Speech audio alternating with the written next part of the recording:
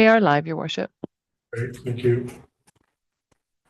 Good afternoon, Council. I'd like to call this regular Council meeting of July 22nd, 2025 to order with adoption of the agenda. So I want to make that motion for me. Councillor Cherry, Councillor Devlin, all in favor? Motion's carried. Adoption of the minutes of the regular Council meeting of July 8th.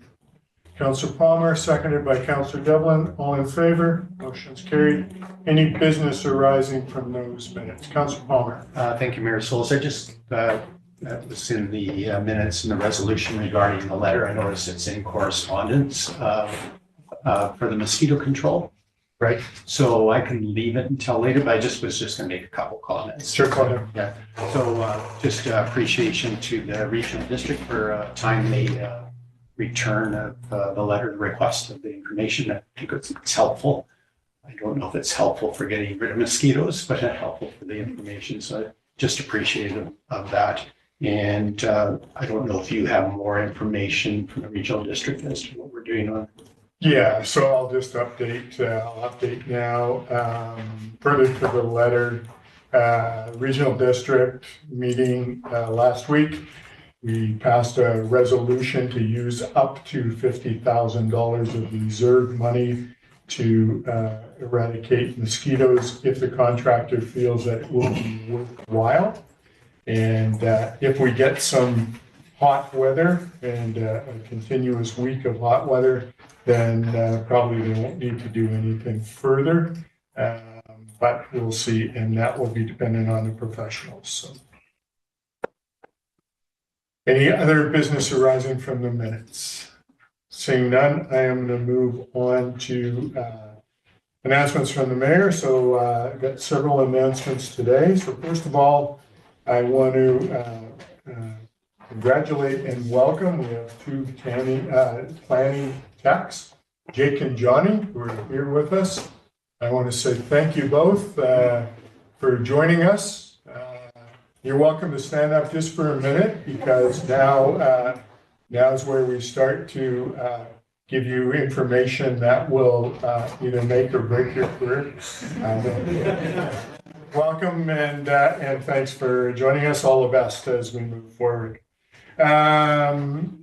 We have a Chamber of Commerce Business Retention Expansion Survey that is out in the public right now, and just encourage everybody, if they want to contribute with their information. July 25th is the date for all things to be put in. I want to say thank you to people in our community during the windstorm this past week. First of all, to our fire for going out and dealing with the downed wires, for BC Hydro for getting our power up and running in a short order, and for all the work that Public Works did for the cleanup. Much appreciated on that. Just in bylaw information, we have several business licenses that are still outstanding. We've made many calls and advertised regarding business license. So I'm just going to encourage anyone who has a business license or who doesn't have a business anymore that had a business license that hasn't let our staff know, I encourage you to do that.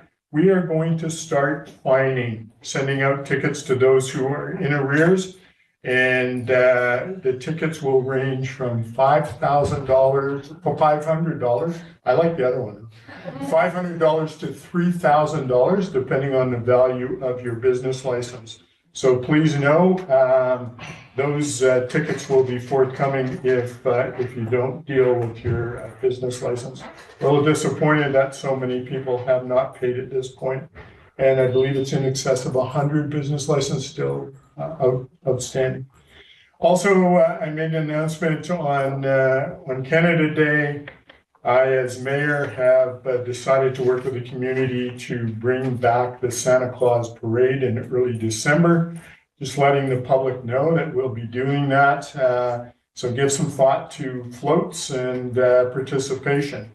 This is a thing that most community members are looking forward to and have been wanting. So we will bring it back and make sure it's a great event.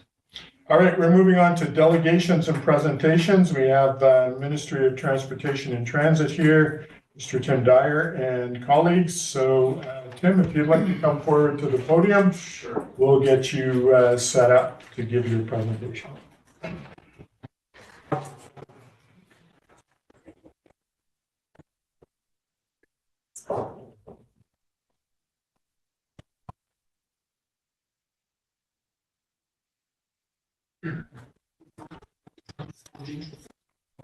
It's unlocked already.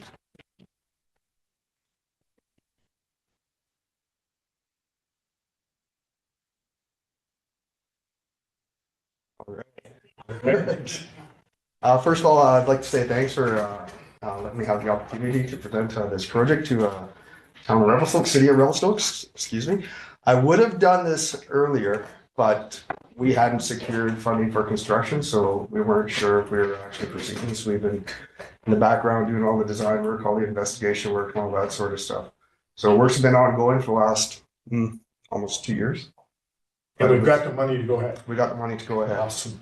So, yeah, thanks everybody. I'd just like to introduce a couple folks that I brought with me. We got Addie from the district, road area manager. We got Brian Henderson out of our Kamloops office. He's our highway design manager. And Jordy's going to be delivering the construction contract in the field with the contractor on behalf of the ministry. So, okay, here we go. So it's an update briefing for City of Revelstoke Council, Highway 1 Columbia Rest Area enhancement. So this is going to be pretty high level. So it's part of the overall provincial rest area improvement strategy. They're focusing on the Trans-Canada right now and mainly commercial rest areas. And so it is designed with priority for commercial vehicles with delineated parking and flow through. There is going to be approximately 20 passenger vehicle stalls up at the one corner, including a couple wider stalls for any future food trucks or such things.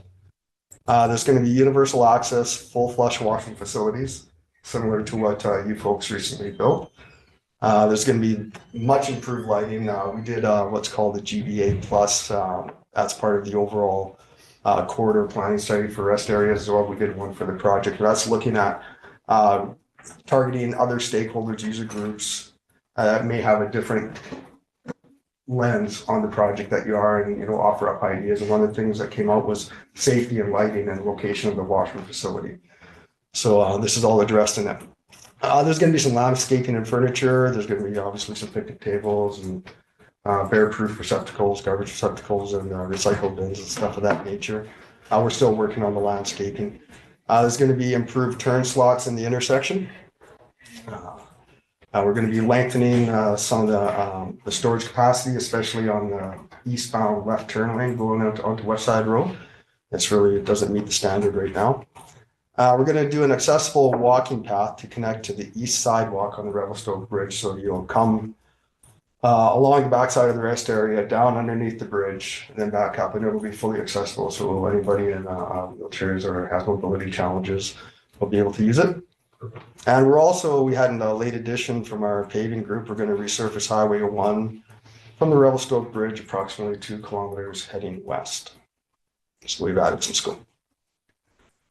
This is just sort of a high-level rendering overlaid onto an ortho image. And you'll see up in this area will be where the passenger vehicle parking is. Down here will be the washroom facility. Just below.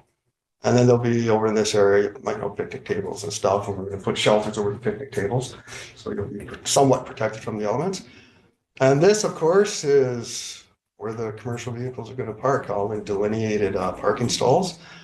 We do have our planning for future BC Hydro's planning for future commercial EV chargers at some point. We don't know when that's going to happen. So we have made provisions for some wider stalls for the infrastructure to accommodate it. We're going to pre-duct everything so they don't go in 5, 7, 8 years from now and hack up all the asphalt and make a big mess.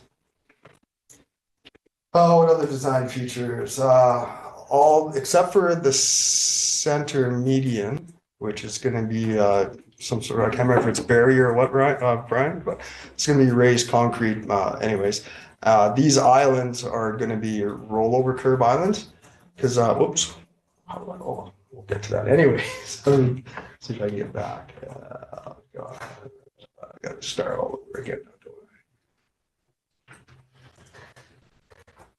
Apologies. Oh, it's not.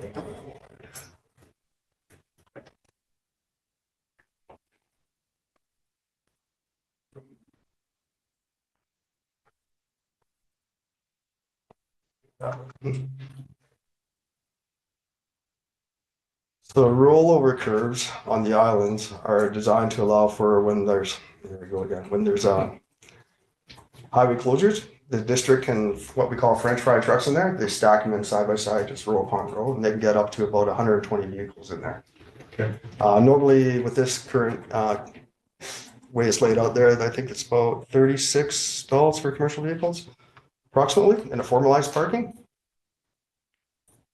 And this is artist rendering of our new washroom facilities. They're going to be slightly changed. We've, as a result of some input by the district, we're shuffling where the janitor and mechanical room is actually going to be on the other side, I believe now.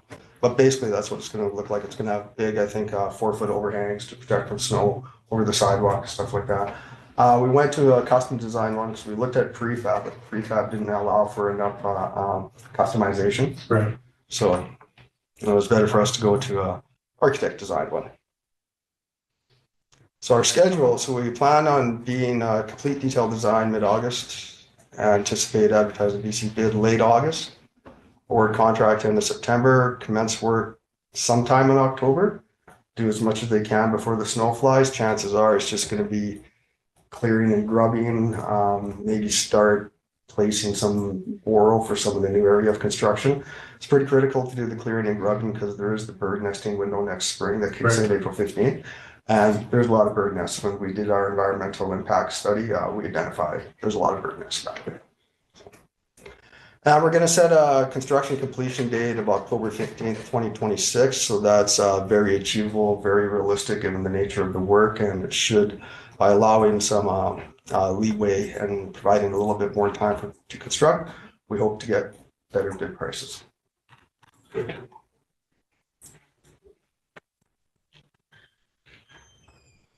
And that's it. It's a brief presentation. So, Council, any questions? Council Palmer? Yeah. Thank you for the presentation. you're welcome. It's exciting to see it come in. It'll be very great to have it. In fact, it would have been great if this was done before COVID because we might have saved the city close to $1 million in building a washroom for the fuckers that couldn't or so prohibited from that time. Anyway, it's good to see this. Questions I have on the washrooms. So they're flush washrooms and water. Full flush, yeah. We'll have water in there, but not. It's just going to be non-potable water. We're drilling a well. We already have the well drilled. Right. It's good quality water, but we don't want to take on the whole aspect of maintaining a potable water system. And then through the mayor for treatment of the sewage. How is that? Yes, it's gonna be a septic field on the other side of West Side Road. Oh, okay. We've actually converted a lot of the crown land there into ministry right away. Oh. That process is ongoing right now. Okay. Yeah, it's a directional drill under West Side Road, so we're not going to cut up West Side Road. Right. Okay. That's Interesting. great. So right now that area is used as a de facto campground kind of year round. Yeah. And so I'm just curious on your thoughts because I can just see the car parking being full of campers. Yep. And That's an issue at the rest stop. and it's great to have the covered picnic table, but just some concerns about what that's going to look like. Yeah, we've had many discussions about that. And especially in resort communities like here, Golden, even Nelson, where I'm from, and other areas like that, there, we don't have any way to enforce people from not camping. We can put up signs. We can have CVSC come over and try to shuffle them along, but we really don't have a hammer to do anything about it. And it is a problem that's recognized. I mean, it's especially bad in the Lower Mainland, as I'm sure you've heard on the news. Do our best through signage and monitoring, but that's all we can commit to. We can't go through and handcuff some people. We don't have the authority to do that. And then through the mayor again, so just an idea on that is if that was a campground and you charged $100 a night, might be some revenue for the provincial cost. I'm not going to speak to that, but we're not in the business of running campgrounds, and I highly doubt we will be any time, Contracted out with anytime in the future. In overall budget, do you have that? Is that public knowledge at this point or not? Well, no, I can speak to that. We anticipate the construction contract to come in. I think we're currently be around $12.5 million. That's our estimate. And then, of course, we have design costs and administration costs and stuff like that, contingency and stuff, but it's up there. Right. And then one last question. So then the paving going to 2 kilometers west. I'm assuming that's not including any improvements to that initial passing lane. It's fairly short. Right? Way short of that. So yeah, it's short of that. It's short of that. Oh, okay. Gotcha. Yeah, this additional paving was an add-on by our paving group. They heard that we were doing this project, and we thought, wow, this asphalt's a little bit beat up in this area, and Yeah. tag it onto your project. Okay, great. Thanks. Anyone else? Councillor Chair. Thanks, Marcel's. Through the mayor, can you tell us more about the intersection improvements that you mentioned earlier? Brian, I'm going to let you take the lead on this. Most of the intersection improvements for there are the additional left turn lanes and then the right in and right out decel lanes. So there'll be proper improvements for those based on the 80 km/h speed out there. Yeah, bringing them up to a more modern design standard. I mean, the highway was designed back in the 50s, late 50s, early 60s. Design standards have changed. Project comes through, you take the opportunity to bring them up to current standards. That's awesome. That'll help out with safety. Just one more question to the mayor. And I'm not trying to second guess any engineers. I'm just worried that last truck parking spot on the left might not be able to make that turn. Is there enough space? If you want to pull it up, Okay, just a second. just because it's a hard almost U-turn to get Sure. out there.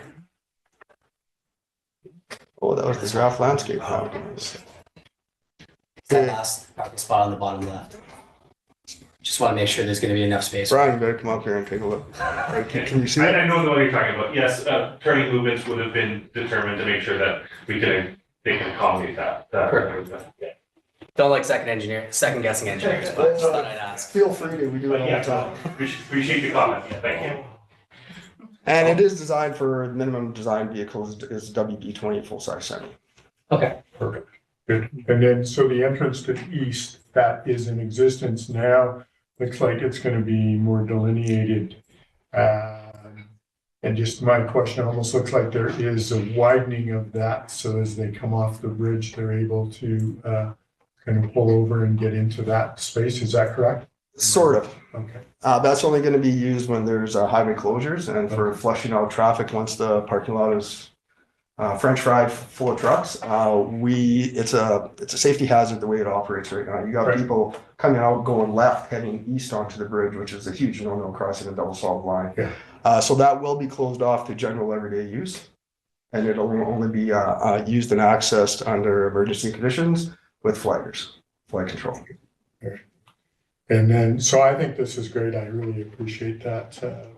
I spoke with some of your colleagues earlier, and what I've seen in the last few weeks is people coming off the bridge, turning left into that access underneath and I'd like to see that blocked off so we keep people safe.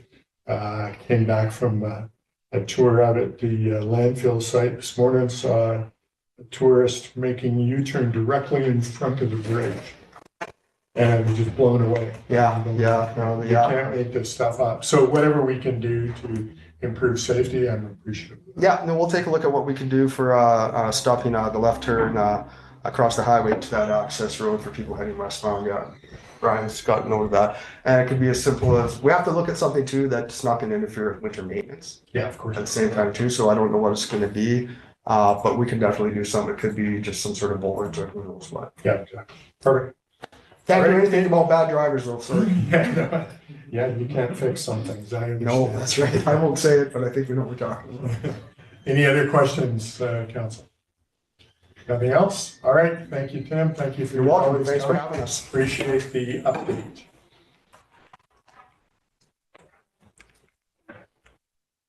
All right, council, we're going to move on to item 9A, bylaws. This is adoption of the bylaw.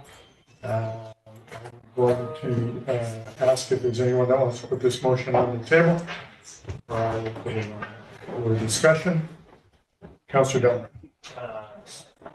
I will move that road closure bylaw number 2367 be adopted. So second for the motion, please. Councillor Cherry. Discussion on this motion. We've had 3 readings back in 2023. Ms. Wood, is there an overview or anything that you would like to say before we move on or ask questions? Thank you, Your Worship. I don't really have an overview. We did receive one letter from the public of concern based on a number of items. One being the appraisal, another being changes to the zoning bylaw. However, I believe that all due process has been followed. I've picked up this file from a former colleague. Great. So going forward, this is the stage that we are at. I can answer any questions. Okay, so I understand that policy and everything was linked to this issue back in October 2023. That is correct. Speaking with our planning department, the new zoning bylaw doesn't have any effect on this. Is that correct, Mr. Simon? To your worship, through your fellow council, given the riparian area on the subject property, we would not anticipate any additional development as a result of the zoning bylaw changes that happened this year. Great. And then further to that, regarding no build, there's a no build covenant on one lot, and there will be another no build covenant put on the other lot before this is completed. Is that correct, Ms. Wood? That's correct, Your Worship. After consolidation before the probably before consolidation, sorry, but Yeah. on the consolidated to each lot separately, there will be a covenant placed. Good. All right. Any other comments, questions from council? Councilor Palmer? Thank you, Mayor Souls. I have a number of comments, a number of concerns. And I guess just for starting out, I did talk to Councillor Staphenhurst, and he regrets not being able to be here. He had suggested that it would be good if it could be deferred or something, but that's not the angle I'm going to be taking on it at this point. Unless my colleagues can convince me otherwise, I'm opposed to this bylaw for a number of reasons.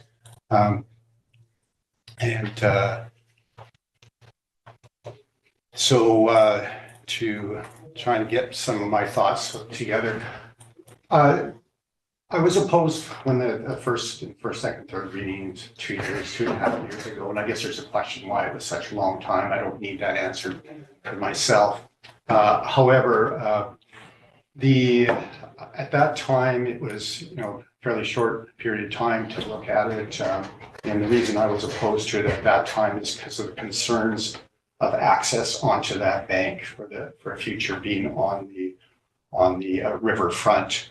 There is a storm sewer that goes adjacent on that area, and then if there's any slumping or any work that needs to be done on that bank, it's going to be suddenly much more expensive for the city. So at that time, I thought it was short-sighted to dispose of that property for that reason only at that point.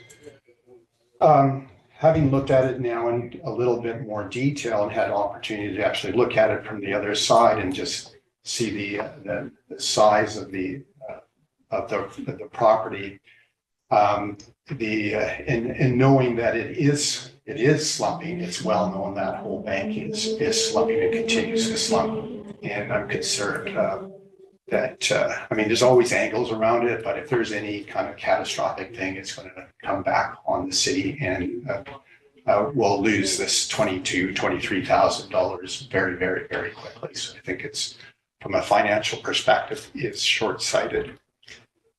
One of the good things that we did as a city this year with the zoning rewrite is corrected a number of areas or made changes to a number of areas. And so that area along Third Street was rezoned from, on the bank side, was rezoned from residential to park, and that was a good thing. And it would have been nice if that was done a long time in hindsight. It's my perspective that, we lost some opportunities when we did paving improvements in that area. Again, that's not the focus here, but that park portion through there, and if you add that to the road right of ways, is right adjacent to this land. And as we continue to, as a community, to make the improvements, lots of improvements have been done. The seats were way back in the Greenbelt days and on alternate modes of transportation.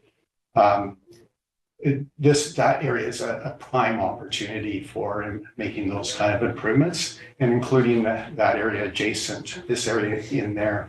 And so to me, it looks like if there's any kind of consolidation or road closure, it should take into consideration in that whole area be park, that one continuous park area.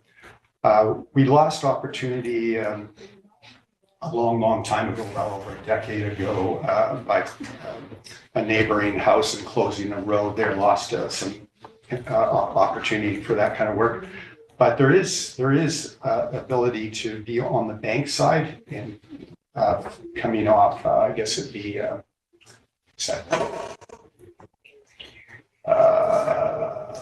what's street, next street over, but by Battersea's old house there, going to the bank side. Yeah. And so this would be a lost opportunity for that continuum for something in the future. So again, it would be short-sighted to dispose of that property without really thinking through what opportunities we're going to lose in the process.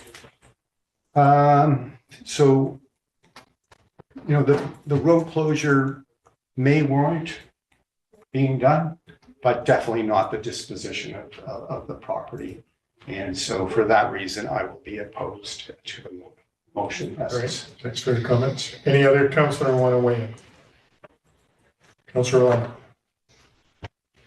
Yeah, thank you, Mayor Souls. I echo Councillor Palmer's concerns, and another one that I wanted to raise was our policy, which states that if an applicant requests a road closure and it's adjacent to another property, the city will contact the property owners and provide them with an opportunity to.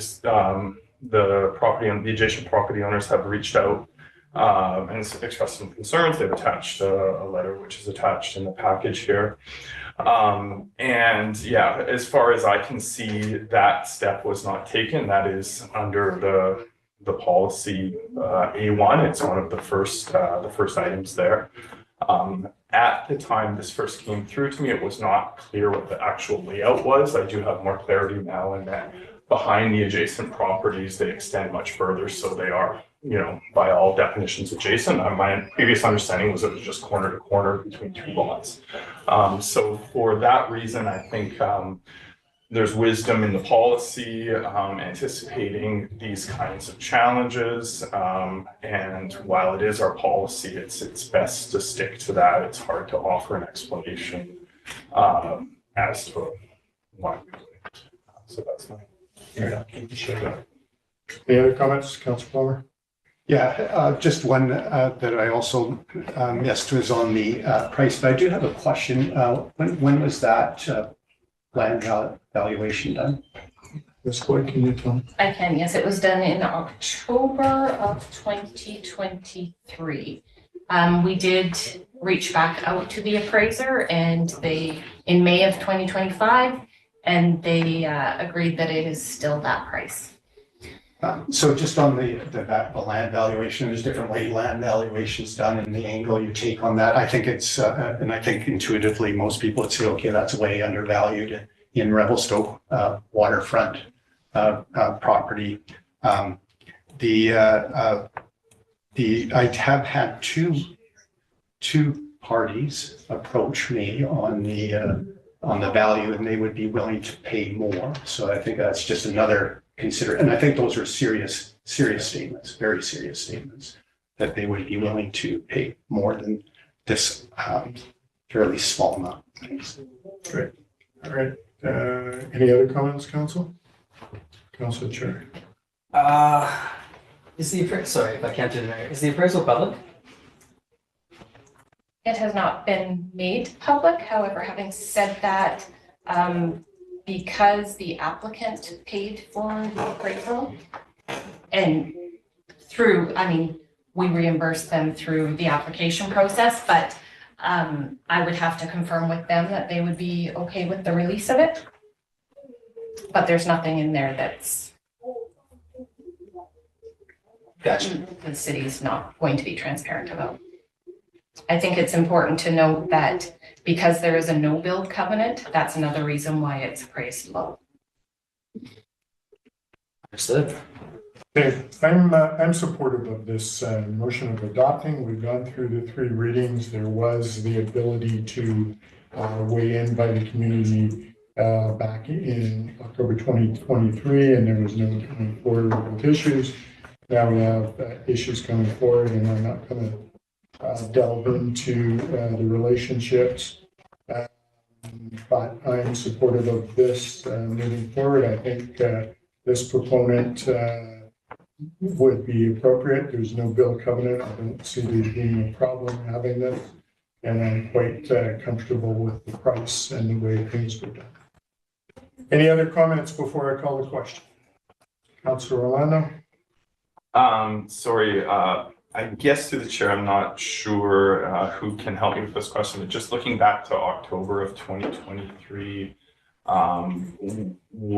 what was the input period? How does the input period work? Or was this at the time advertised for a couple of weeks and then deadlines provided in terms of fee? Thank And you. the reason I asked that is because neighbors have expressed concern that they didn't have a chance for input, so I'm just trying to be clear. Councilor Orlando through the mayor. So typically we do not need to advertise until it comes forward for 3rd reading. That's what has happened historically in the past with other road closures.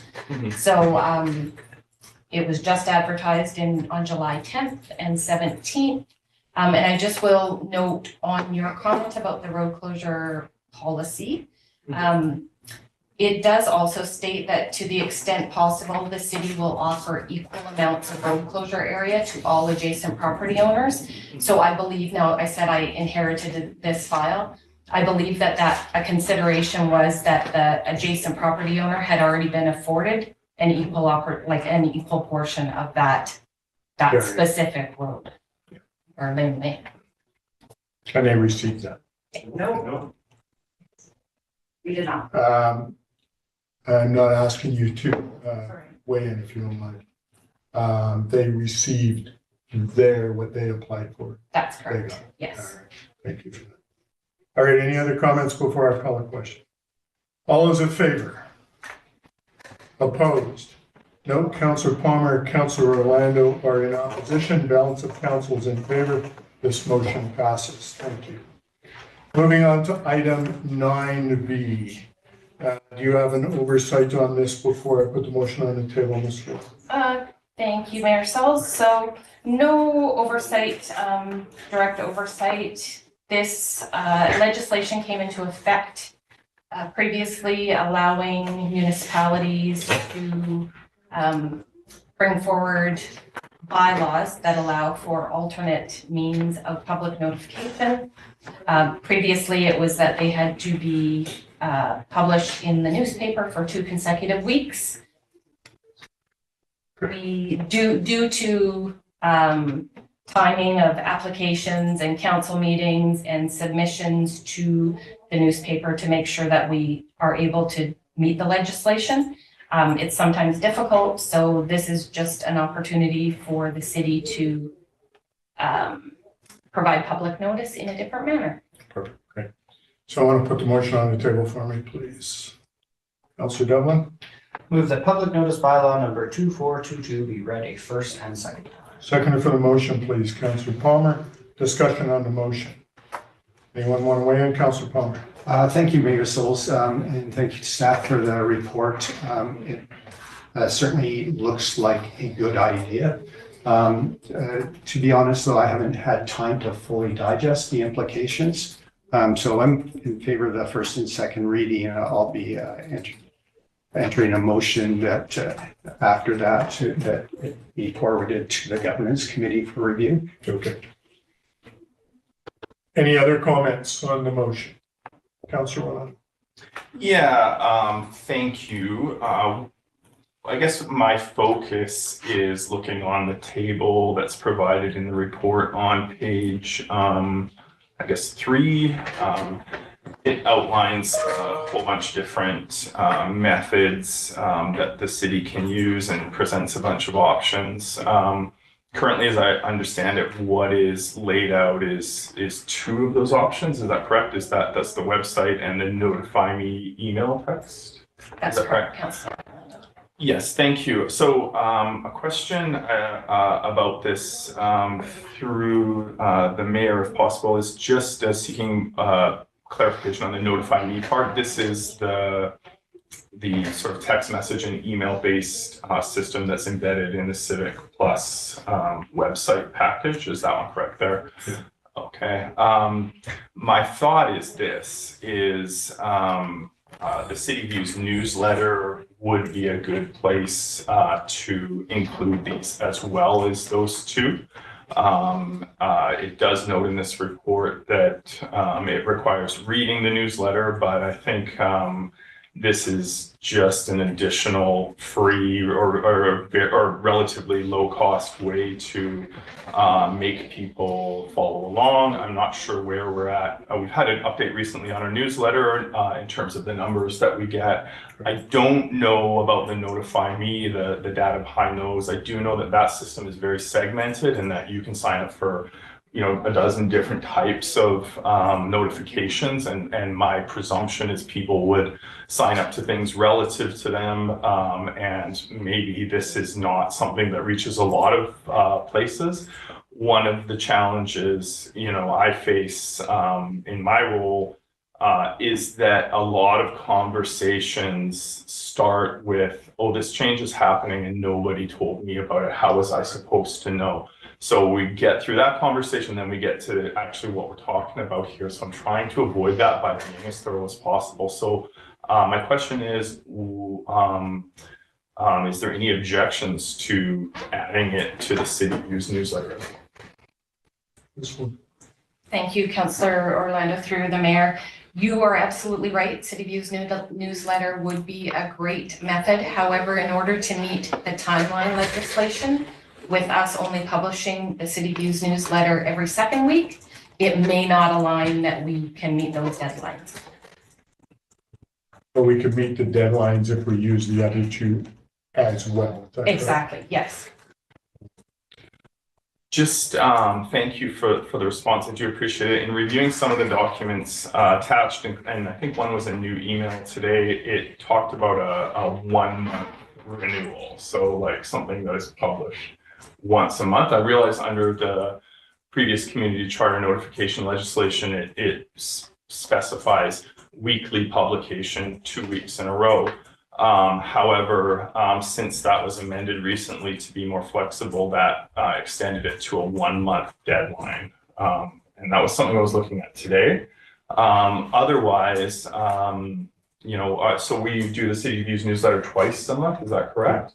I do not believe that is pegged to any legislative requirement, for example, to have it 2 weeks in a row, or to have it serially be done once a week. It can be something that is updated once a month. And in fact, the legislation specifically notes like a page that is updated once a month. So it refers to digital tools.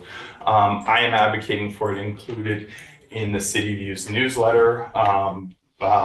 I would like to see that, residents if they subscribe and they open and at least review through it, they will be aware of things happening there, and that's the goal. I feel that if we do the website, people just don't by habit go check the page on the website just in case something that's going to impact them a lot, which is often doesn't happen a lot, comes up there. And I don't know what the numbers on the Notify Me are, but I feel that they're fairly low. I feel that it would improve participation by including it on the City Views newsletter. And I don't think there's a restriction on doing so. All right, thank you for your comments. Any other comments? Councilor Palmer? No, Enough, okay.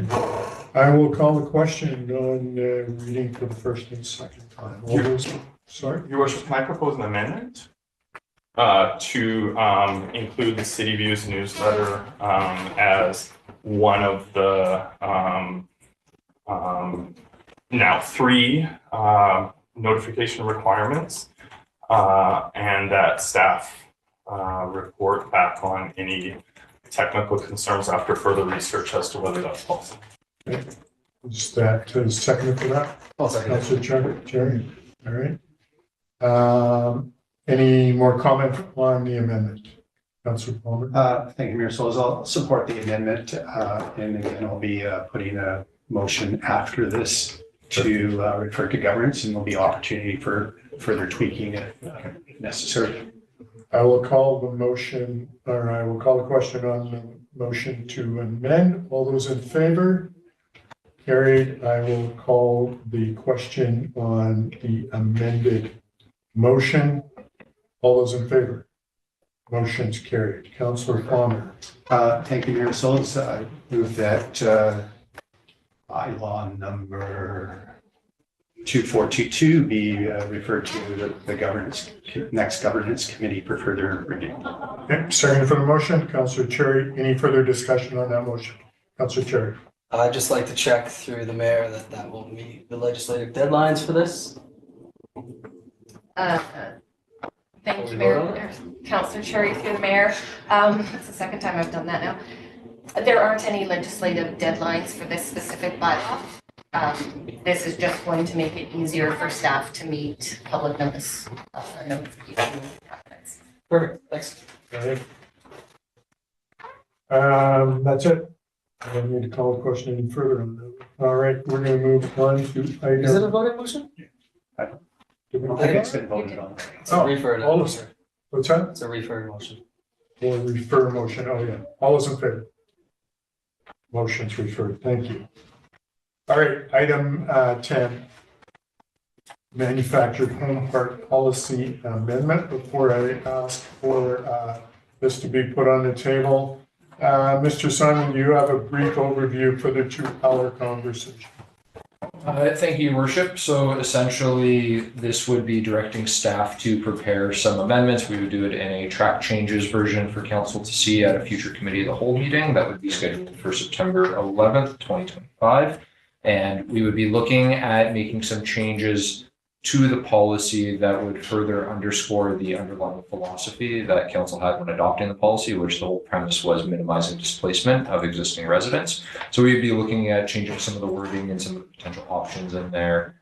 Stratification would remain. It would be some of the options that are in addition to stratification. And I think it would just also include some general policy statements to further delineate the intent of the policy to minimize displacement of existing residents and to solidify the city's position that we see manufactured home parks as a viable and valuable source of affordable housing within Revelstoke.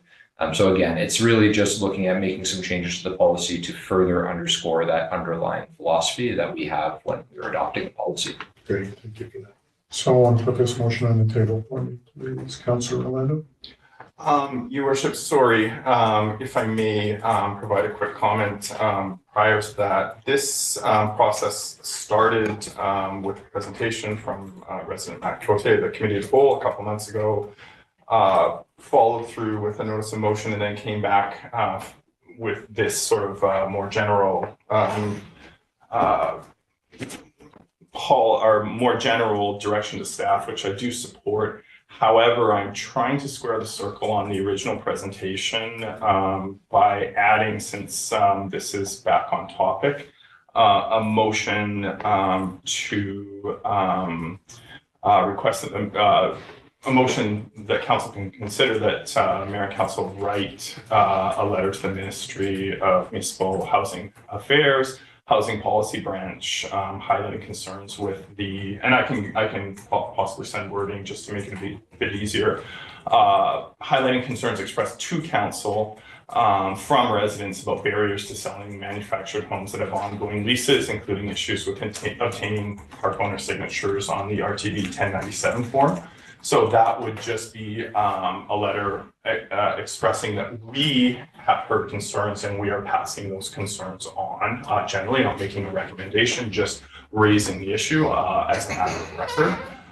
We do have requests, or at least a request from UBCM forum to meet with that department, that branch of the Ministry of Housing to discuss this issue with them. However, we don't know if we're going to get that meeting. So while we are sort of at the end stage of this initial discussion, I would like to include that letter as a resolution. And just wondering through staff how to proceed. If I could put the wording out there, or I could email it to staff, and if it's possible to put it on the board. Councilor. Thank you, Mayor Solz. I would agree with Councillor Orlando that that's a good idea. And regardless if we get a meeting or not, having that letter in advance would be good. I would suggest that it would be done as a separate motion outside of this. And I would suggest having this motion put on the table and then entertain another motion after. Yeah. All right. After this initial one? Yeah. Sure, that would be great. All right, so I want to put this motion on the table for me, please, Councillor Devlin. I will move that staff prepare amendment to the City of Revelstoke Manufactured Home Park Redevelopment Residential Tenant Protection and Strata Conversion Policy to strengthen protections for existing manufactured home park residents by minimizing the likelihood of displacement as a result of proposed redevelopment, and that the amendments be brought back for council discussion at the September 11th, 2025 Committee of the Whole meeting. Second for the motion, please, Councillor Orlando. Any further discussion on this motion? I think it's pretty straightforward. I'll call the question. All those in favor? Motion's carried. Now, Councillor Orlando, you want to put a second motion on regarding a letter? Sure. Can we make that fairly succinct as far as the motion? Yeah, I've got it written up here, and I did just email it to Ms. Floyd. I don't know if that's possible, but here, I'll read it out loud. So that Mayor and Council write a letter to the Ministry of Housing and Municipal Affairs, Housing Policy Branch, highlighting concerns expressed to Council by residents about barriers to selling manufactured homes that have an ongoing lease, including issues with obtaining park owner signatures on the form RTB 1097. Second for that motion, Councillor Palmer. Any further discussion on that? I think it's an appropriate letter. I'm okay with us writing a letter. We can distribute it to council for a brief look, and then if it's okay, then we'll send it off. Councillor Palmer. Yeah, that's good. And it's probably obvious, but I would encourage, through the meeting, say, or in that letter, just looking forward to the meeting, because now there's something so unique, and I think that will increase the probability of having that meeting. Councillor Palmer or Orlando, any other comment? No, I think it's a fairly neutral letter that's just seeking to get this issue on the agenda with the ministry. It's my view that the jurisdiction is largely theirs, not ours, and that we are just simply passing on communications and concerns we are hearing to the appropriate authority. Great. All right, I'm going to call the question. All those in favor? Opposed? Motion is carried unanimous. Moving on to 11A, staff reports, Bendy Road cost sharing agreement. Mr. Black, you have a brief overview for us? There's a brief presentation that I believe the council has in their package. Right. I will do that presentation for council right now. Ms. Galasal, if you would please. So this is a rather technical report. The actual report is very technical. I've tried to make it into something that I can understand. And so hopefully all of you will not have an issue understanding either. So next page or next sheet, Ms. Stilzall. So in 24 last year, we became aware of an issue that was perceived, and we were not sure that there was an issue, but with all the hotel development occurring around Bend Road, 23 North intersection and Victoria, that the high sewer pipe capacity was not adequate for all of the beds that are coming into line or online and now and in the future, with the first one being the Base Camp Hotel. The next one would be a CanWest project. And then there's about 700 plus or minus bed units coming on sometime between now that are in the pipeline and then another 1,000 plus in the future. So worried about pipe size capacity. And right now the pipes out there are around 60 years old, so they're reaching near the end of their design lives. They're 200 to 250 diameter, so 8 to 10 inches. Next one, please. Ms. Dalzell. Thank you. So the study area, North Columbia Park. This is the hotel area. This area is pretty much built out all on the north end. The hotel areas are the area of concern, and our sewer pipe goes through Mutis Loop. Next slide, please.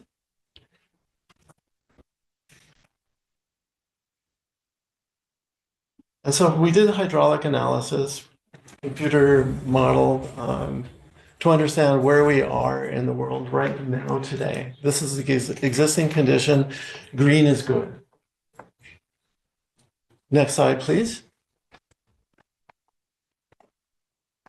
At build-out condition, red is bad. And so keeping it simple, up north end, we're good because there's nothing going on up there, no new development. But you can see from this area, A&W, all the way down to the lift station at the end of the park is all undersized. So we need to have that oversized in order to accommodate that future growth. Next slide, please.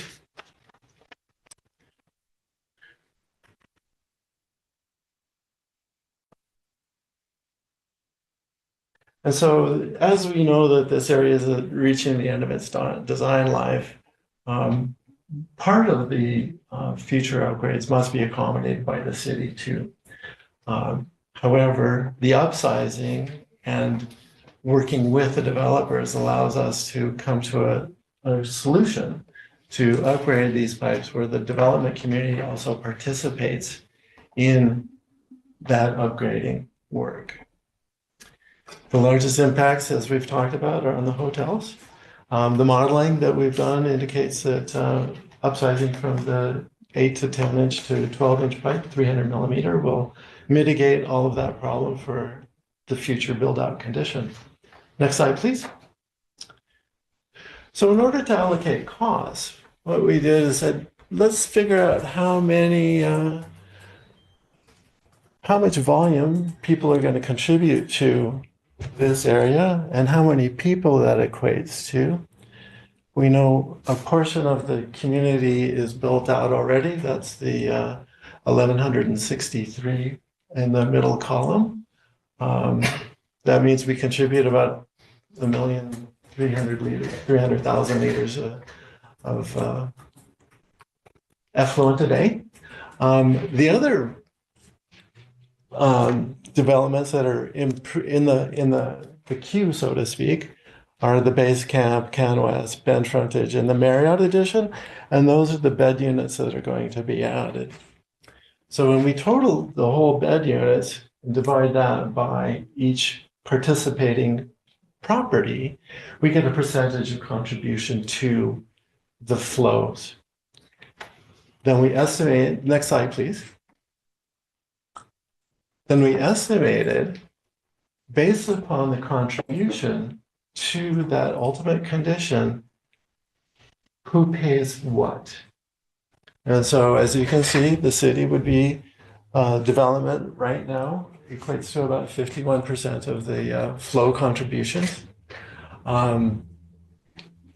The approved or anticipated developments account for around 21% of the future flows, and potential futures another 27%. Total cost $2.7 million. Moving on to the next slide, please. The modeling allows us to then determine which piece of pipe needs to be upgraded first, second, third. And so the initial one that needs to be done in accordance with these 4 developments, the ones that are in the pipeline, which add another 700 pillows population to the area, needs to be done relatively soon. The total cost of that piece of pipe is, or that section of pipe is 1.16. The future full build out scenario as the rest of it and the city's portion obviously is 51%. Next slide, please. So when we look at this, we presented how we got there, what the modeling indicated, what the anticipated population growth is, what the flow rate by population is, and the cost for the whole project. Separating each one of those pieces into contribution by project allows us then to allocate costs to each one of the developers.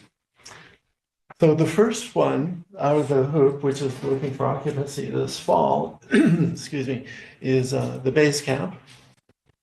And they have provided a model right now for funding these improvements for their impact of their improvement to this project. So there's a draft agreement in your package that says base camp is going to pay us $185,000 for their impact.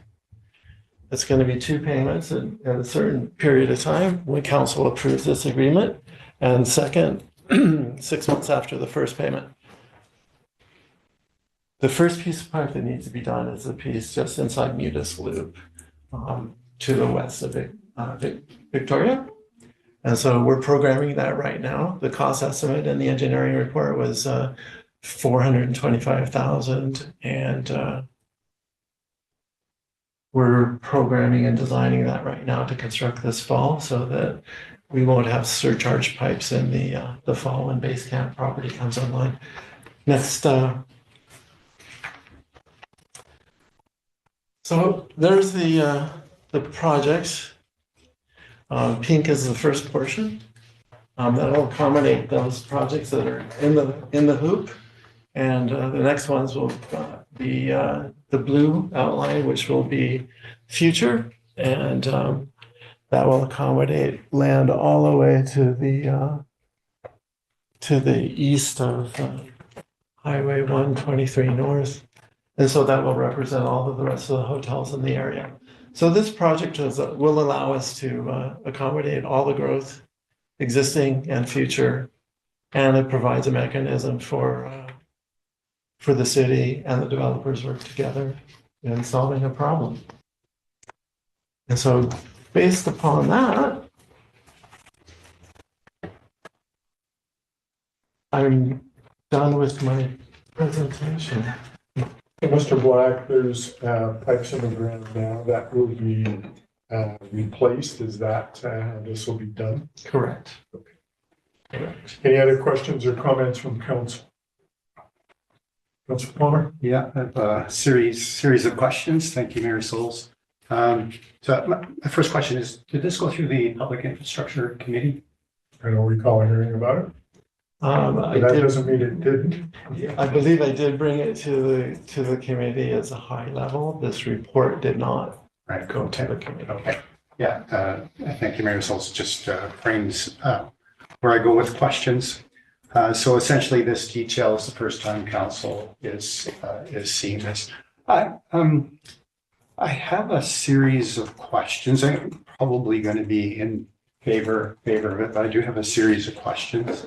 And trying to figure out exactly where to start. I'll start with DCCs. So this, through the chair, is not a DCC project and wasn't identified as DCCs. Is that accurate? Or? That is accurate. It was not identified in the 2008 nor the last version of the DCCs, which were just adopted. Right. So through the chair, could it, in hindsight, could have it been in the DCCs? Had we been able to do a complete hydraulic model of the sewer system prior to the DCCs, yes. Based upon judgment, this is likely the last area that needs upsizing due to development, as we do not see a huge amount of development occurring in the rest of the community. And the area that we do anticipate, RMR, Mackenzie Village, has been accommodated in the design of those pipes and those stations. And just further on the DCC, so the increased flow, so will the developments in there be making DCC contributions for the wastewater treatment plant for the increased treatment? Yes, they will. Okay, thank you. And then was this, I'm assuming not, was this identified or is it currently in the 5-year capital plan? It is not. However, because the age of the pipes are nearing their end of design, we currently have approximately $1.7 million a year that we spend on R&R of pipe. And so we can allocate a portion of that funding to this in conjunction with the funding available from the development community to not make it a separate capital project, but become part of our regular O&M projects. Mayor Souls, I'm going to be very blunt. The development on the highway is not new, and it's coming like, it's came to our attention in 2024. And we have a capital plan. I guess the next question is, do we have to revise our financial statements for that? Because that's through bylaw as well. I don't need an answer to that. But it kind of shocks me that we wouldn't know this in advance. So I'm just saying that because I think from the community would say, well, how could we not know this? Why didn't we have the discussions? And so I'm frustrated with that. I'm frustrated because I think we as council are not fulfilling our obligation to the community. So a few more questions. The area, the study area includes the community futures development. Is that included in the flows? Wasn't really clear as to the increase there. Will that be extra over and above? The community futures on, what's the road? Yeah, Bassford. I believe that all flows towards Columbia Park and Perks. It goes through there. Yeah. Okay, so it's not in the study area. Okay, thank you. In the report, says that measurements were collected over 1 month period from December 14th, 2024 to January 13th, 2025. And that data was collected to calibrate the model and verify the conditions and stuff. So the question I have through the chair is the contribution of I&I, because this is arguably the driest period, and we've heard many, many times about this big problem of I&I, inflow and infiltration in our pipes. And so are we taking into consideration during wet environments, wet high rate events? So you're asking about the oversize, if we're making it big enough? Yeah, I'm just trying to figure out, whether that was taken in consideration, or are we going to find out that we're undersized at full build out? Or Mr. Blackcomb. Thank you, Your Worship. Yes, the hydraulic details are in the report, including INI. And what those numbers are based upon the study that we did, and it turns out that the study was more conservative than our bylaw, so we used the bylaw numbers in order to make sure that we were being conservative. So INI was included in that.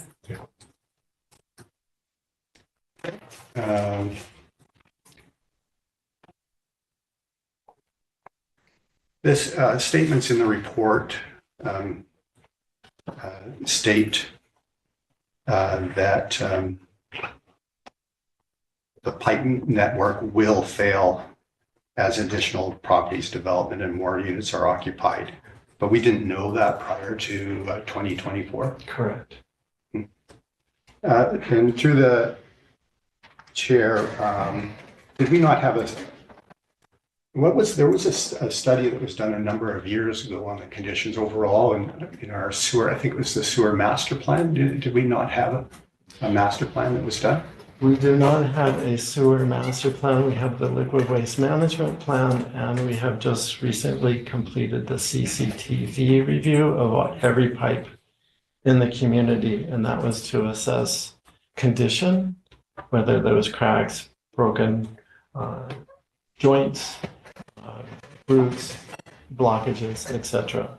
And that is what we utilized to establish the R&R fund, but it was not based upon quantity of or location of future development. Thank you. Mayor Souls, I guess I'm just going to go into the finance, that might be more for finance department, I'm not sure. So with the, I probably should know, but I can't quite remember the functioning. So as things are added, is there an inflation component, or does the city end up absorbing those additional costs? Maybe the director knows, or maybe that's... Ms. Moore, could you comment on that? Do we have an inflation factor built in? Through the chair, can you hear me? Yes, we can, thank you. Currently, the rehab and renewal for the utility funds, the annual budget does have a 5% inflation factor built in for the capital projects. Thank you.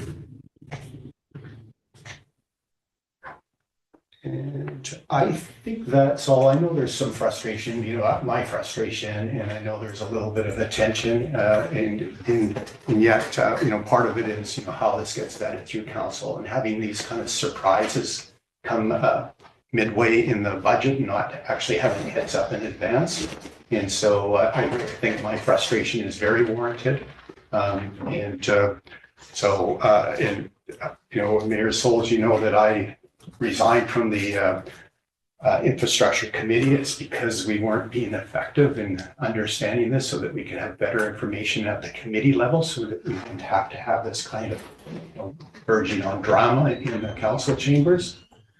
But my responsibility is to the citizens here, and I think we need to really, council needs to really think about how we're ensuring that we have financial accountability and timely reports of something that I think the public would say, you didn't know that we're building hotels on the highway. And so that's my point. And I'll yield with that. Thank you. Point taken. Any other comments? Councilor or Mr. Palmer? So I got to reply to Councilor Palmer's comments. I have to. Okay. I read the report, and I'm listening to you. I am listening to you. I read the report, and it says, for the past 3 years, they accumulated a bunch of information through CCTV.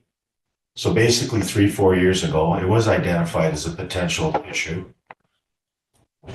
The report is a culmination of 3 years of work, and the report was finalized in May of this year, at which time the 2025 budget was adopted. So my comment is, staff received the report in May, the budget's already been adopted. We're trying to get this before council as soon as possible and put together a plan to deal with this shortage. But I think the timing is only because we got the report in May of this year. It's not like we've had the report for 3 years and we're surprising council with this. We spent the last 3 years gathering the data, and then the final report was finalized. That's how I read the report. So I don't understand the comment that council's surprised with information that should have been reported 3 years ago. We just got the report in May of this year, so I don't understand. That's my question. The report was submitted in May of 2025. And here we are in July, providing council an update and a plan moving forward, how to fund the $2.some million. Unless I'm missing something. Thank you. Okay. You have a comment, follow-up? Yeah, Mayor Solza was quite willing to just, let us move on with the recommendation. I think we don't have an option, and that's a frustration. When we have major developments that are going to foreseeably have major impacts on the community infrastructure, do we not have a process in place? I'm not asking for an answer. Do we have a process in place to ensure that the developer has the responsibility to ensure that our infrastructure can take on that additional development? That's the question. Thank you. Okay. Any other comments before I call a question on the motion? Councilor Chair. Thank you for the report, through the chair, and making it as easy to digest as possible. Appreciate that, especially color coding everything for us, and finding out a financial solution that doesn't impact the taxpayers. Did I get this motion on the table? Nope. Okay, thank you. Can I put it on? I move that Chief Administrative Officer be authorized to enter into a cost-sharing agreement with Base Camp Resorts and that latecomers agreements to cover the cost for future growth in the area be prepared for council consideration at time of development. Second for the motion, please, Councilor Devlin. Any further discussion on this motion? Councilor Palmer. Thank you. So speaking to the motion, I'll be in favor of it. Could I just have the clarity as to the other tools, or is this a sort of a typical tool that is used going into a cost sharing agreement with the grandfathering agreements, and what does that look like in the future on timelines? So maybe just at a high level. Mr. Black. And I guess just in that, was there another option? It wasn't an option for us, but was there other possible options that we could have approached on this project? There probably are other options. However, latecomers agreement is perfectly, this is a perfect example of where latecomers would be utilized. We know exactly what the impacts are. We know how to spread those costs to each of the properties. We can then put that on title. It becomes part of the collection of funds as these other properties developed. Basecamp is taking the lead on this one based upon its findings. Their engineers have vetted it. CanWest is looking at it. Their ownership is looking at this right now also to approve it. And I believe, Paul, you had a talk with the furthest to the east developer who was like, latecomers is awesome. So not to gloss over that, people are understanding it and willing to jump in the boat with us. But this is, and also Joel Short and he'll be working on this with us for that latecomers agreement. He was very happy with this, the work that we've done and where we're going with it. Great, appreciate it. Any other comments? Thank you, Mr. Black. I appreciate it. I am going to call the question. All those in favor? Opposed? Motion's carried unanimously. All right, we are moving on to development permit application 11B. Do you have a brief overview, Mr. Simon, or is this Ms. Hogan's? Your worship, actually, this is Ms. Kovacs. Oh, Ms. Kovacs. There we go. They're going around the table. To the chair, there's no formal presentation, but I'm happy to give an overview, and then upon council discussion, if you have any questions, please reach out. So what you have before you today, it's a form and character development permit. It's within the resort, Revelstoke Mountain Resort Development Permit area. It's for a 43-unit, 3.5-story multi-unit dwelling. So it's a one condo building known as Benchlands Condos. So what you have before you is looking at specifically the form and character, the siting, the landscaping, the look of the building, the materials, and council did have another similar development permit that went through them in March of this year. That was for a townhouse development that has a very similar form and character, and the resort is keeping with the same development form and character for the condo building. And so what they've included is one building, 43 units. This is a mixture of 1 bedroom, 2 bedroom, 3 bedrooms. It can be used for long-term rental or short-term rental. It has a large amenity space, and it has significant amount of landscaping along the buffer of the private property to the east, and then to the north is Nickel Road. So there's a large vegetated area there that's being maintained, and then significant landscaping that's around the condo area. To the south is Strata. It will be single-family dwellings. That's a private subdivision around the practice range for the golf course. And then to the west is the townhouse development that council reviewed in March. So staff is recommending issuance of the development permit as it's in line with the development permit area guidelines. And that a landscape security is taken at building permit in 125% of the landscape estimate. Great. Thank you, Mrs. Kovacs. Somebody want to put the motion on the table for me? Start the conversation. Councillor Devlin. I will move that a development permit be issued for the form and character of a 43-unit, 3.5-story multi-unit dwelling at 1775 Nickel Road, and then legal stuff. Seconder for that motion, please. I will make that motion. Second that. Any further discussion on the motion? Councillor Paul. Thank you, Mayor Souls. I think we don't really have a whole lot of choice other than sort of minor cosmetic changes, and I'm sure they're going to be building this. It's going to be the best for their market. One question I have is, does this approval affect that DCC timeline, or is this totally not related? Mrs. Kovacs, I'm going to go to you. It's your file. For the chair, as this is an in-stream application, it would be current development cost charges if the building permit is issued prior to June of next year. Right. Okay. So they are taking advantage of that month. Yeah, this has been submitted for quite some time this year. Oh, okay. So it was prior. Oh, yes. Oh, okay. Okay. Good. Mr. Simon, further comment? Through your worship, no, it was already clarified. Yeah. Okay. Yeah. So it's not put it in.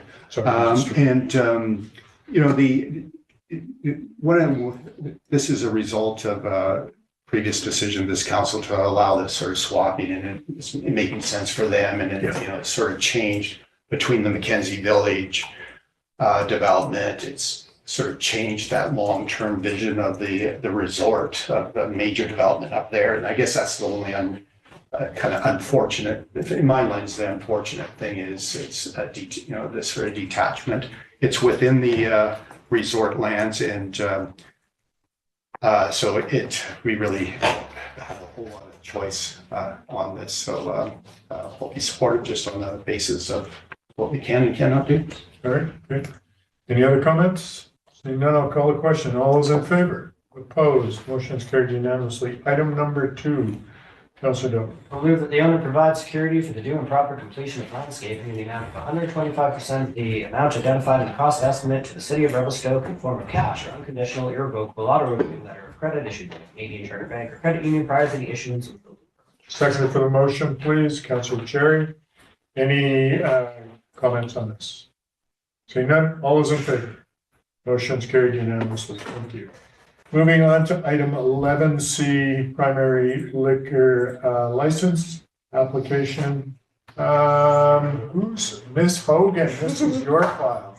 Okay, let me see if I can ask you questions anyway, do you have an overview before we start? Yeah, I can provide a quick overview. So it's a liquor primary application for the subject property at 109 First Street West. It is a liquor primary application to convert an existing licensed area under the food primary license to a new liquor primary. The subject property is zoned MU1 and it's located in the central business neighborhood. The licensed service times will be between 9 a.m. and 2 a.m. And there's a maximum occupancy of 20 people in the service area. The overall impacts on the community are expected to be positive, and it will create a new social venue for locals and for visitors. And noise is not expected to be an issue as it's located in the basement of the 11 Revelstoke Lodge with a maximum occupancy of 20 people, and they will still be required to adhere to the quiet hours of the noise bylaw. A landowner notification letter was sent to all properties within a 100-meter radius of the subject property, and we received one letter in support.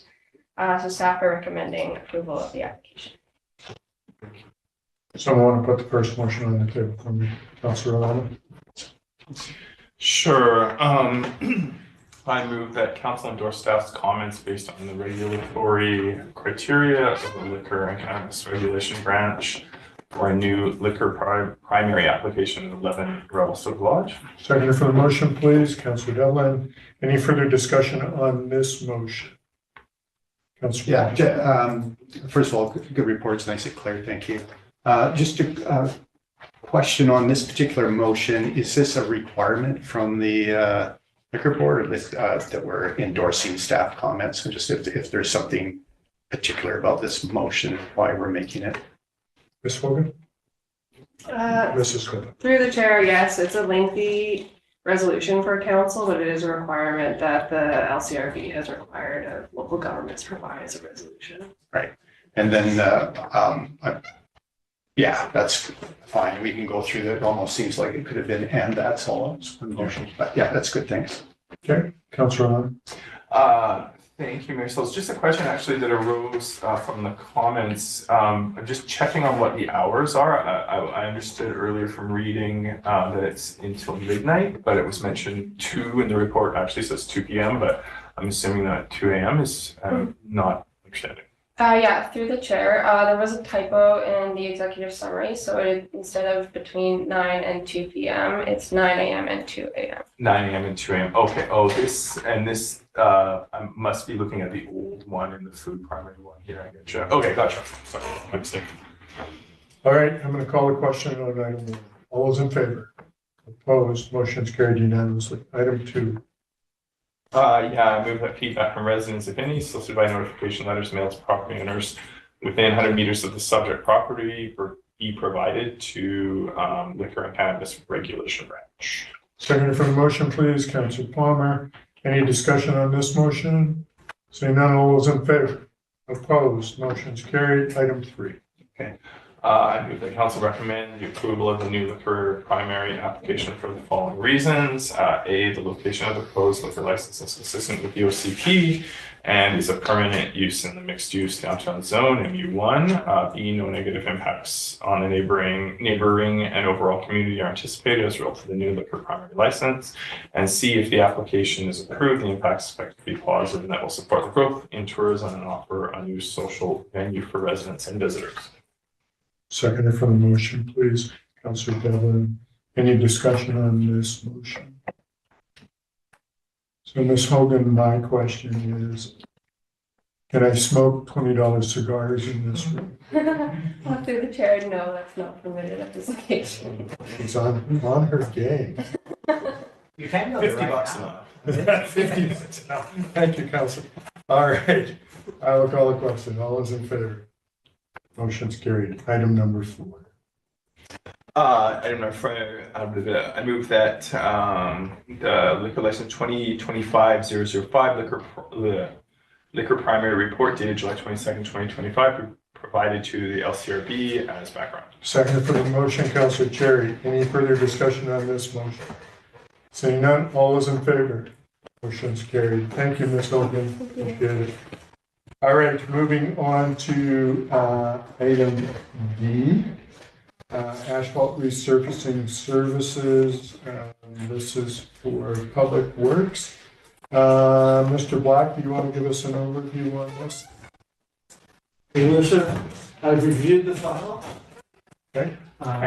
We're spending about $800,000 on projects this year. The remaining 800,000 or so will be going to repay the water and sewer projects that go along with that for resurfacing.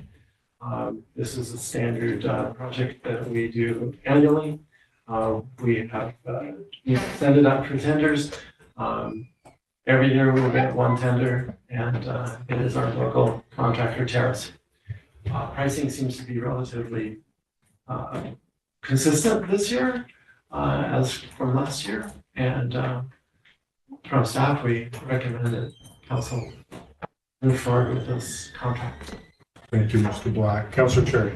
I move that asphalt resurfacing service project be awarded to Terrace Construction Limited in the amount of $724,465.07, excluding applicable taxes. Seconder for the motion, please. Councillor Orlando. Any further discussion on the motion? Councillor Palmer.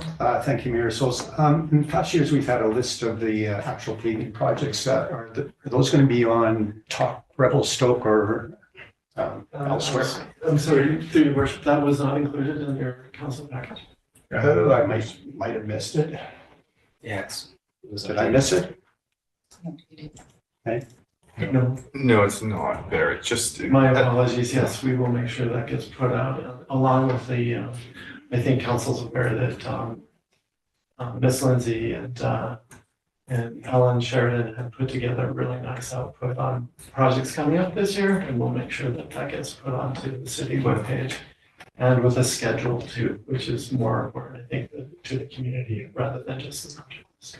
And just a question on the decision making. So there's this, I can't remember, some report that we had. Is it very specific to roads? Like, can we see for the next year what's going to be on there, or how does staff tweak? And I guess part of the motivation behind my question is that original study, it's 5 years already. Amazing how time goes by. But it's 5 years ago. So I'm just wondering if it's still consistent, a good program, and then how those decisions are made on specific roads. Through your worship, to Councillor Palmer, the PMP, which is done by Tetra Tech 5 years ago, and then 5 years previous to that, provides a specific list by priority of the roads that need to be repaired, patched, crack sealed, overlaid, et cetera, et cetera. We follow that as best we can. When there is a project that is tied to a type project also, that will upsize or move the project higher in the list so that we maximize the pavement dollars through keeping the level of service basically of the roads consistently. So we're trying to make sure that we keep about a 60% good factor on all the roads. The roads that are done, we know you have to basically repave them. But if we can crack seal, patch, etc., we can extend the life. And so that's the way the program is set out. And that's what I mandate that the boys do for the yard. Okay, thank you. I'm sorry if lastly, we will be updating that report next year. Oh, okay, good.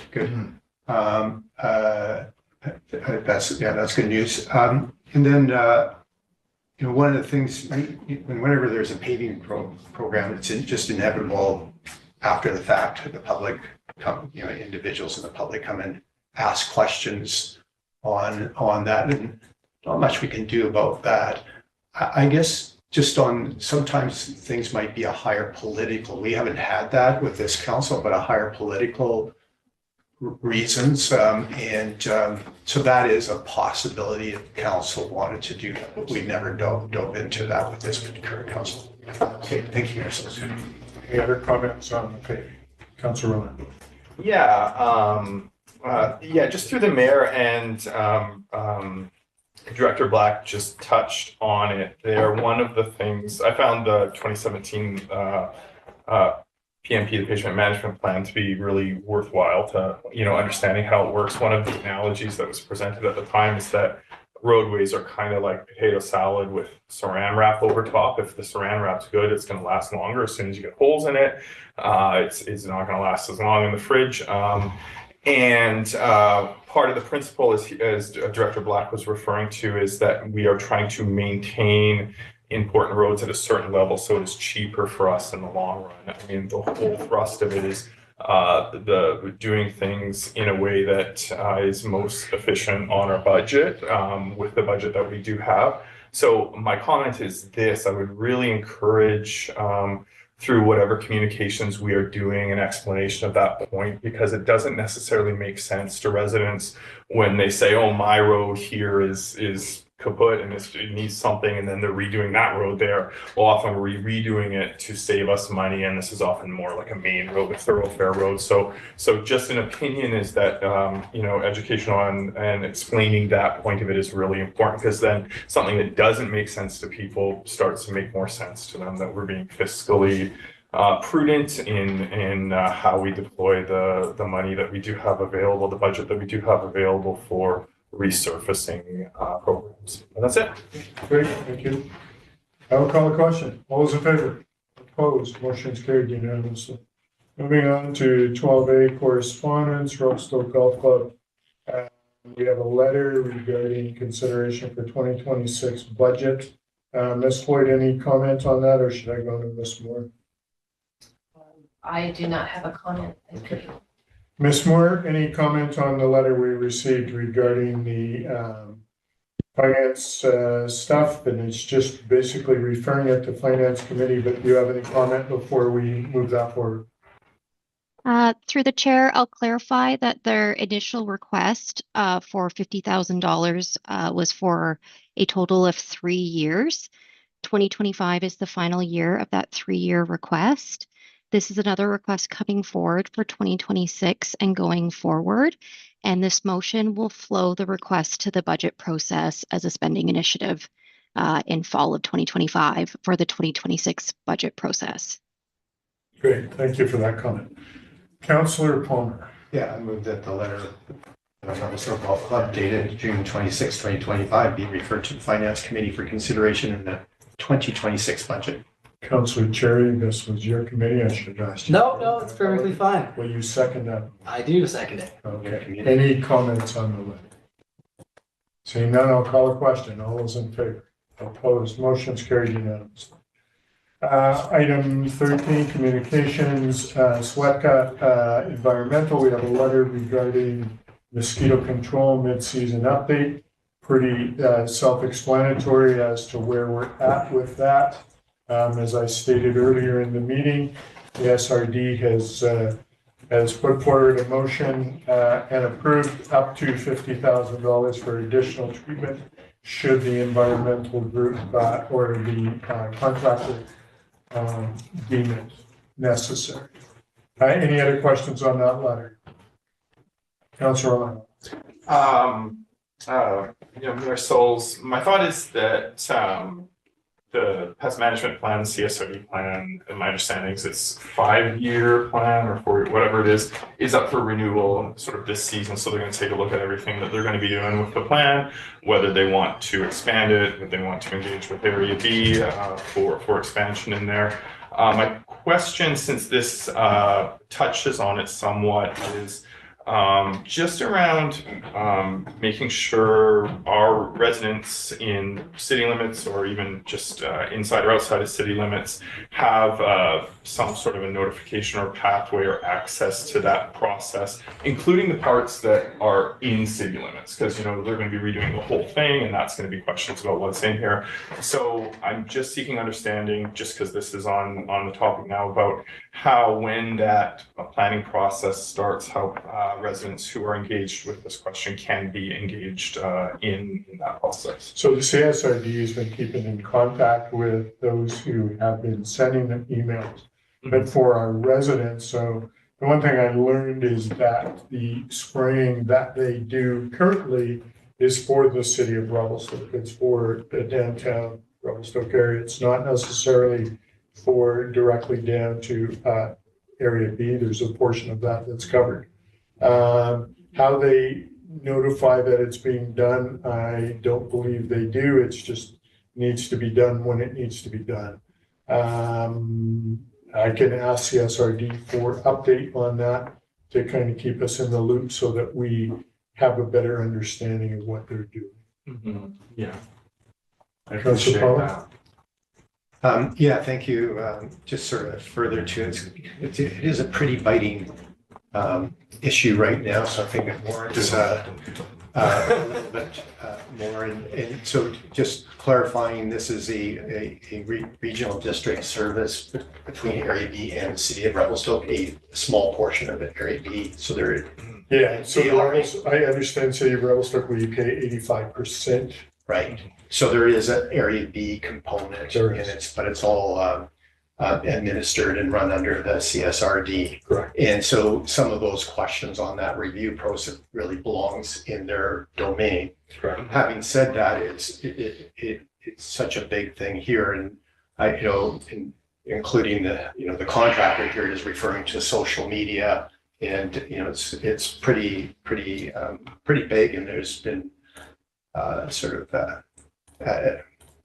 independent letters coming in all over the place, and we're seeing our email has been flooded with requests. Yeah. In all that, one of the things that I picked up was other ideas. There's all these questions about the safety of the product, which they continue to assure us that it's safe. Which they also did that for a few decades with Roundup. But the effect, and then the question that I have is on the effectiveness. If we're putting all this money into this, is it actually working? And it's just a question that I have. And then from the input on social media, the one that struck me was, okay, what are the things we can do? I know I was getting so annoyed with the volume of mosquitoes that I did a bit of research about bat boxes, just as an example. Is that a way that would help? I have bats that live under my shutters, and they've been there all along, and so I don't mind them at all, as long as they don't get in the house. But maybe there is other programs that might be as effective or augment what we're doing already. So I think those questions that Councillor Orlando had are very appropriate. Thank you for that. Any other comments? Seeing none, I'm going to move on to questions from the press. Ms. Williams, I saw you, before I go that, I just saw you light up your camera. Do you want to weigh in on mosquitoes and how to eradicate them? Particularly measles. I just wanted to confirm that in terms of communicating, when the CSRD tags us in social media posts, that those are being reshared from the city's account, and that it is featured on our website. If you search for mosquito, it is the first result that comes up, indicating that the CSRD manage mosquito control for the city of Revelstoke. Great. Appreciate that. Thank you. Yep. All right, I'm going to move on to questions from the press. Mr. Lindquist, any questions? You want to buy some mosquitoes? The cigars sound tempting. They get rid of mosquitoes. Nothing further. All right. Ms. Delaselle, do we have any questions online from press? There are no questions from the press, Your Worship. All right, thank you. All right, Council, I'd like to go in camera pursuant to section 90.1A, C, and E of the Community Charter. Someone want to make that motion for me, please? Councillor Devlin, seconded by Councillor Orlando. All in favor? Motion's carried. We'll go in camera. We'll take a few-minute break and then come back in camera. Thank you.